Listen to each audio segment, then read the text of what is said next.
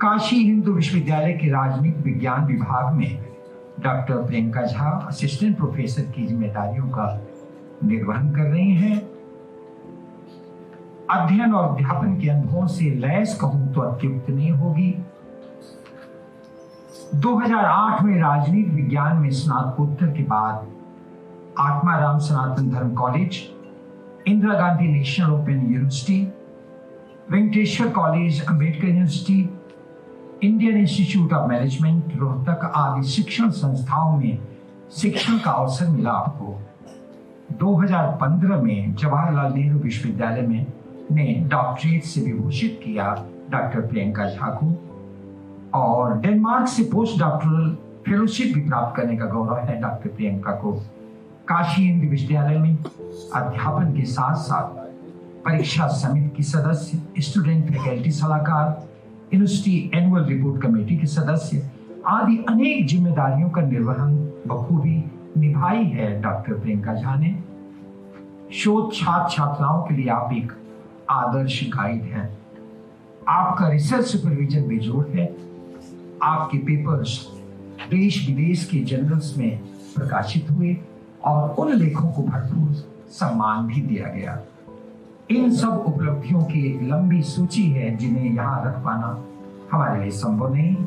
विदुषी doctor Priyanka Jha fellowship, आपकी विभिन्न association, सदस्यता, सहभागिता, पुरस्कार, सम्मान की एक लंबी सूची है।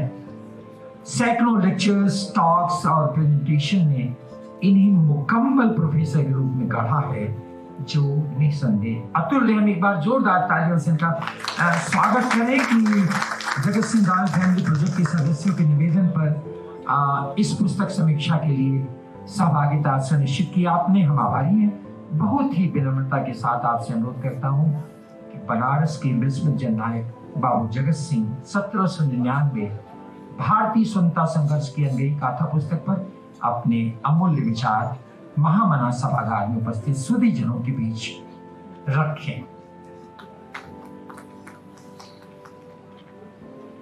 बहुत बहुत धन्यवाद सर। इतनी चीज़ें तो हमको भी याद नहीं थी, मगर थैंक यू सो मच इतने काइंड इंट्रोडक्शन के साथ। सबसे पहले मैं धन्यवाद ज्ञापन करना चाहूँगी प्रदीप सर का और पूरी समिति का, जिन्होंने मुझे ये अपॉर्चुनिटी दिया कि मैं आप लोगों के बीच में अपनी बात रख सकूं।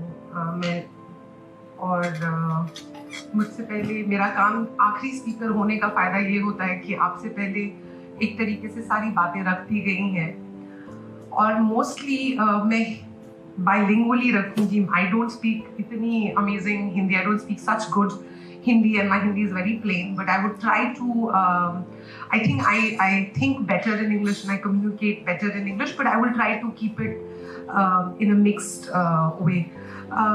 Mera entry into Banaras is very interesting history of Banaras.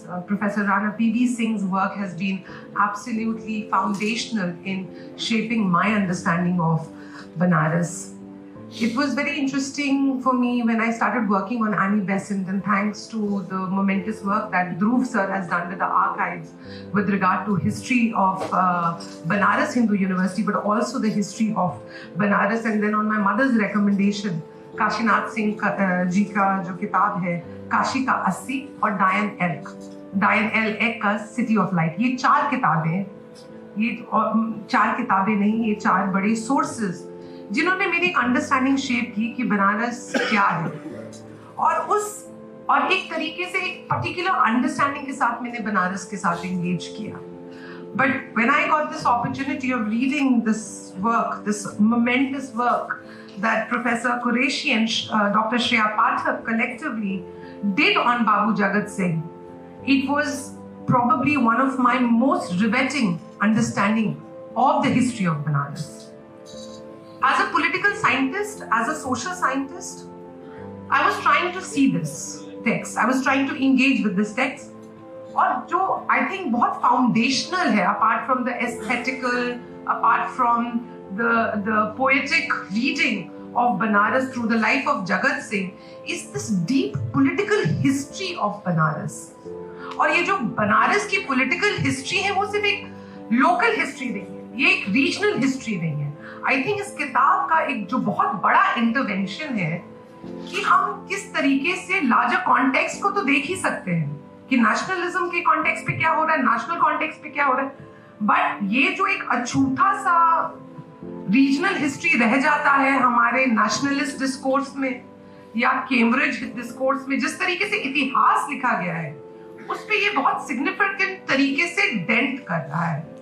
क्योंकि अवध की जब हम बात करते हैं, अवध के बारे में हम बात करते हैं, हम जब बच्चों को पढ़ाते हैं इतिहास के बारे में, क्योंकि हम लोग नेशनलिस्ट स्ट्रगल फॉर इंडिपेंडेंस पढ़ाते हैं पॉलिटिकल साइंस में भी, पॉलिटिकल हिस्ट्री में, तो कहीं ना कहीं कहानी सीमित रह जाती है बैटल ऑफ बक्सर और बैटल ऑफ प्लासी तक। उसके बाद क्या?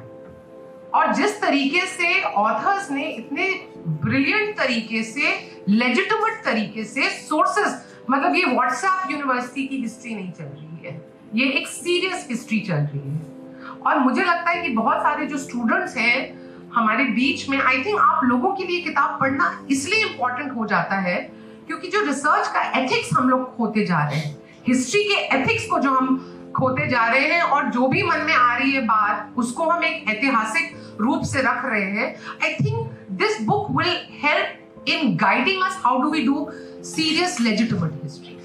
और मेरे लिए इंटरेस्टिंग ये है because I am an intellectual historian, I am interested in reading how ideas came about and what is important for me कि एक जो जेनेरिक अंडरस्टैंडिंग है about Banaras as being the spiritual haven, Banaras has also been the centre of resistance.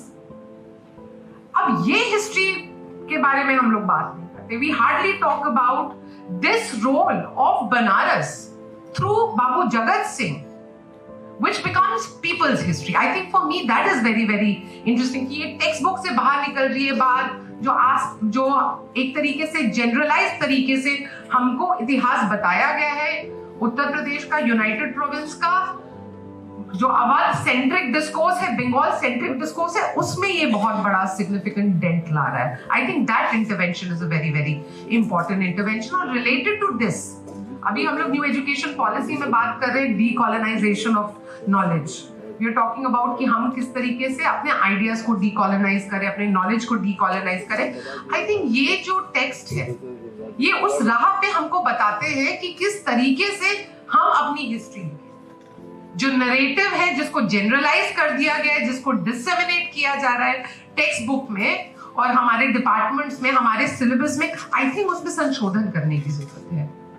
क्योंकि हर मतलब आप कहीं पे भी उठा के देख लीजिए, एटलीस्ट बनारस हिंदू यूनिवर्सिटी में जो यहाँ की यूनिवर्सिटीज हैं उनको ये करना पड़ेगा कि when they are teaching the history of resistance, they are teaching the history of national movements, when they're talking about shaping of United Province, shaping of Uttar Pradesh, they need to bring Babu Jagat Singh.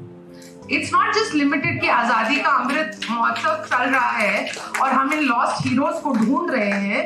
अरे हमारे बीच में ये hero रहे हैं, हमारे बीच में ये thinker रहे हैं, हमारे बीच में ये एक्टर रहे हैं। और 7 चैप्टर्स में बहुत नीटली डिवाइडेड तरीके से, बहुत फ्लो ऑफ आर्ग्यूमेंट में, क्योंकि आप किसी भी टेक्स्ट को समझते हैं whether the argument comes through or not, and for me it grabbed my attention throughout the text. क्योंकि ये इंटरेस्टिंग था not just from the perspective as I said about regional history, nationalist history, but it takes me to a very significant problem, the politics of history writing. मेरे से पहले बहुत सारे speakers ने इस बात पे हाईलाइट किया है कि ऐसा क्यों है that Babu Jagat Singh disappeared. Was he consciously disappeared? Was he made to disappear? Because there are underlayers. For example, the deviance of the inheritance. Now that's a very big argument. I don't think we've mentioned that, but you know, the claim and all the work that Babu Jagat Singh was doing in terms of claiming was historic. And he was not simply doing it for his own personal gains. हम ये कह सकते हैं कि maybe he was doing it for his own gains, but the deep nationalistic sense, the rebelling self in Jagat Singh, I think is a very very important person. जब हम weapons of the week बात करते हैं, जब हम बात James Scott अभी recently गुजर गए और हम बात करते हैं कि क्या ऐसे हथियार थे, और when we talk about the weapons that the nationalist leaders were using, तो उसमें हम बात करते हैं गांधी की अहिंसा के बारे में, डिप्लोमेसी के बारे में, but this book is filled with so many examples of how people were dissenting, how the royalty was dissenting, and how collectively they were showing that this empire can be revolted against. जो might है British राज का, मतलब within few days if he managed to get 85,550 people to work for his cause, it means that he had that kind of prestige, he had that kind of position, he had that kind of positionality of not just reverence but how his ideas made sense to people. लोगों को उनकी बात समझ में आ रही थी, लोगों को समझ में आ रही थी कि कितना करप्ट एक्सप्लॉइटेटिव ये पूरा मैकेनिज्म है। ये संघर्ष सिर्फ अपनी अस्मिता के लिए नहीं थी, ये संघर्ष सिर्फ अपने राज परिवार के लिए नहीं थी, एक पूरे क्षेत्र के लिए ये एक संघर्ष था कि हम रास्ता दिखा सकते हैं। 1857 को हम मानते हैं वो मोमेंट। सावरकर ने लिखा कि फर्स्ट वॉर ऑफ इंडिपेंडेंस, उससे पहले ब्रिटिशर्स कह रहे revolt of 1857, but 1799 becomes important because it is giving us an insight कि रीजनल लेवल पे कैसे डिसेंट हो रहा था। बिकॉज उसको रिकॉर्ड नहीं किया गया, उसके बारे में शोध नहीं हुआ, उसके बारे में बात नहीं हुई, तो इसका मतलब नहीं है कि आंदोलन शुरू नहीं हुआ था, संघर्ष नहीं था। संघर्ष था, और तब तो व्हाट्सएप भी नहीं था, उस टाइम तो इतना सोशल मीडिया भी नहीं था। But can you imagine the kind of popularity and acceptance of his ideas were there, like his ideas made sense, and that is why people came together to fight against this imperial regime. तीसरी बात जो सारनाथ को लेके, मैं उन facts को repeat नहीं करना चाहूंगी, बट अगेन ये जो पूरा का पूरा कस्टोडियनशिप है हमने जो अपने बुद्धिस्ट हिस्ट्री का ब्रिटिशर्स पे डाल दिया है, कनिंगम में डाल दिया है, जेम्स प्रिंसेप में। I am not denying their role, they played very important role, but what is important that this site was already discovered before. उस तरीके का क्रेडिट दिया नहीं, और अब हमारे पास ये फैक्ट भी है, और मुझे नहीं लगता कि सिर्फ ये सारनाथ की कहानी होगी, ऐसे बहुत सारे साइट्स होंगे विच डिमांड्स कि हम उसको सीरियसली उसके हिस्ट्री में जाएं और क्या हम नए तरीके से हिस्ट्री लिखें, क्योंकि हमने ब्रिटिशर्स को बहुत सारी चीजों का क्रेडिट दिया है, और इसके लिए मैं हिस्टोरियंस को भी रिस्पॉन्सिबल ठहराऊंगी, मैं पॉलिटिकल साइंटिस्ट, सोशल साइंटिस्ट, बहुत सारी चीजों के लिए हमने ब्रिटिशर्स को क्रेडिट दे दिया कि उन्होंने ही हमको सब कुछ करके दिया है, उन्होंने हमारे को सारनाथ भी खोज के दिया है। बट ये किताब बहुत अच्छी तरीके से हमको बता रही है, जो काम किया है कुरैशी सर ने और पाठक मैडम ने, कि it's not as simple as it is been given to us. जिस तरीके से हिस्ट्री हमको नरेट किया गया है, क्योंकि मैं बड़ी इंटरेस्टेड हूँ वुमेन थिंकर्स में, कि कौन थे ये वुमेन थिंकर्स, किस तरीके से महिलाएं भी सोच रही थी राष्ट्र को लेके, क्योंकि महिलाओं को तो हम कभी चिंतक समझते ही नहीं है। तो मेरे लिए ये एक फ्रेमवर्क बड़ा इंटरेस्टिंग है। This framework of research is very, very interesting. That how am I able to position somebody जिसको लेके बहुत कम information है, how do we work with what is the source and evidence? And I am interested because my PhD was on politics of Buddhism, and it's so interesting that the same Britishers, the same British art historians जिनको लगता ही नहीं था कि हमारा कोई भी art form art कहलाने के भी योग्य है, वो किसी भी इंडियन आर्ट फॉर्म को फाइन आर्ट के तुलना पे नहीं रखते थे। तो हम उन ब्रिटिशर्स से उम्मीद करें कि वो एक सत्य, मतलब they write a legitimate history of our sites. दूसरी चीज जो मेरे लिए बहुत इंपॉर्टेंट है और मेरे को बड़ा हेल्प करती है, क्योंकि बुद्धिज्म को हमेशा मतलब हिंदुइज्म के उसी में माना गया, एक्सटेंशन में माना गया। अब इस साइट से एक जो आर्ग्यूमेंट है जो सोशल बुद्धिस्ट लेके आ रहे हैं, नव्यान स्ट्रैंड जो अंबेडकर का है, आयोतिथास का है, राहुल संप्रदायन का है, धर्मानंद कोसाम्बी का है, आनंद कुमारस्वामी का है, उनके क्लेम को ये बहुत अच्छी तरीके से जस्टिफाई करता है that Buddhism existed, had its own existence. And when we look at these sites, are these sites also informing us of the uniqueness? जैसे बोध गया का भी क्रेडिट हम ब्रिटिश हिस्टोरियंस को देते हैं, आर्ट हिस्टोरियंस को देते हैं। तो आई थिंक जल्द से जल्द ये बात सिर्फ लिमिट नहीं रहनी चाहिए in just a discussion that Babu Jagat Singh is the original excavator or inventor of that site, I think Archaeological Survey of India, क्योंकि हर चीज के लिए आपको फैक्ट चाहिए, प्रूफ चाहिए, तो भैया इससे बड़ा प्रूफ क्या है? आपके जिन हिस्टोरियंस को आपने क्रेडिट दिया है, उन्होंने बोला है कि ये तो जगत सिंह स्तूप था। तो विदाउट डिलेइंग ये कहना काफी नहीं होगा कि हम अपने आइडियाज को डीकोलोनाइज करें, हम अपने माइंडसेट को डीकोलोनाइज करें। We should actually do it, because अभी पिछले 3 महीने से आई बीन सर आप कर ले आराम से। हाँ, प्रदीप सर अभी पिछले कुछ दिनों से पूरी चिट्ठियों की मुहिम चल रही है। आज आर्कियोलॉजिकल सर्वे ऑफ इंडिया को लेटर्स लिखे जा रहे हैं, बार बार लेटर्स लिखे जा रहे हैं, फिर उनका भी रिस्पॉन्स आ रहा है। आई थिंक कि अगर हम लोग ये आजादी का अमृत महोत्सव को लेके बहुत ही सीरियस हैं, तो सबसे पहले तो बाबू जगत सिंह की एक प्रतिमा होनी चाहिए शहर के चौराहे पे, पहला वॉइस डिसेंट का, क्योंकि इस किताब से एक और नैरेटिव पता चलता है कि what was the other royal family doing. दूसरी चीज, सारनाथ में वो जो प्रॉब्लमैटिक फ्लैग है, it has to be removed, because lip service से कुछ नहीं होगा। This really needs to be done. If you're very serious about our heroes and heroines and the lost legacies, I think it is very, very important that we actually do something about it.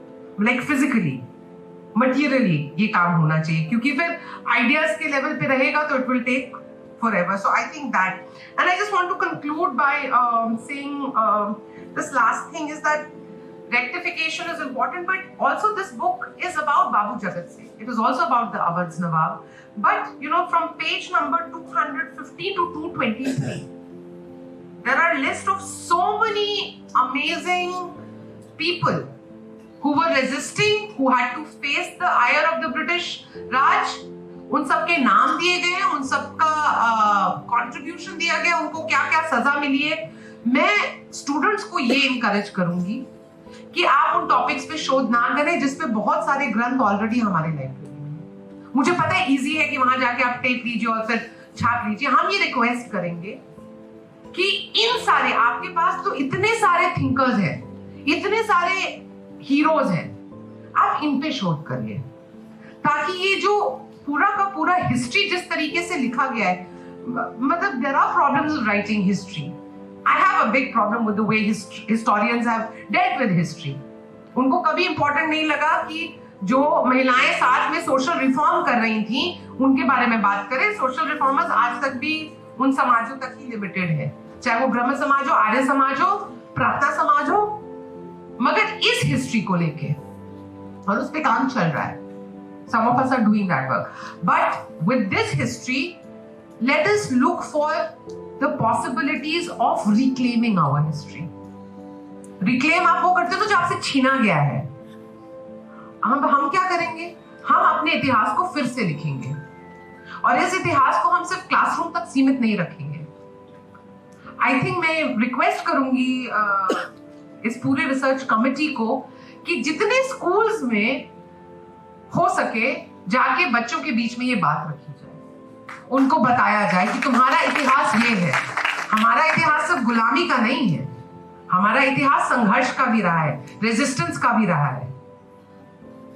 So just that, and there's so many, like I was very, very excited because all these brilliant work, and also I mean I'm amazed by the archival work that this committee is doing. It takes a lot of courage, it takes a lot of dedication, it requires a lot of discipline to be consistent in the archive.